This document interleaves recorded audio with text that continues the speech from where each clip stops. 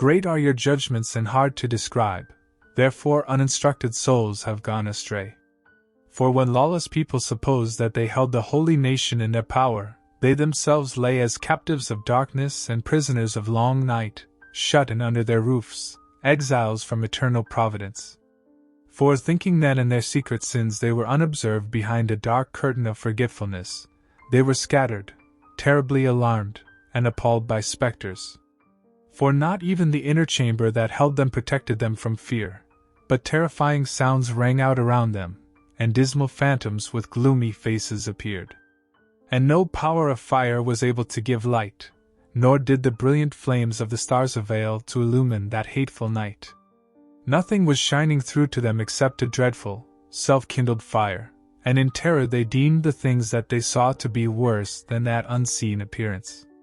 The delusions of their magic art lay humbled, and their boasted wisdom was scornfully rebuked. For those who promised to drive off the fears and disorders of a sick soul were sick themselves with ridiculous fear. For even if nothing disturbing frightened them, yet, scared by the passing of wild animals and the hissing of snakes, they perished in trembling fear, refusing to look even at the air, though it nowhere could be avoided. For wickedness is a cowardly thing, condemned by its own testimony. Distressed by conscience, it has always exaggerated the difficulties. For fear is nothing but a giving up of the helps that come from reason. And hope, defeated by this inward weakness, prefers ignorance of what causes the torment.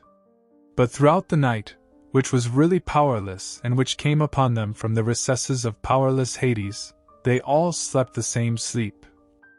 And now were driven by monstrous specters, and now were paralyzed by their soul's surrender, for sudden and unexpected fear overwhelmed them.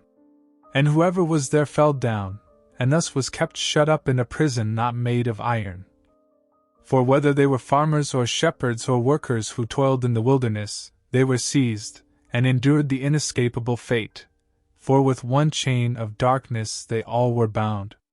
Whether there came a whistling wind, or a melodious sound of birds in wide-spreading branches, or the rhythm of violently rushing water, or the harsh crash of rocks hurled down, or the unseen running of leaping animals, or the sound of the most savage roaring beasts, or an echo thrown back from a hollow of the mountains, it paralyzed them with terror.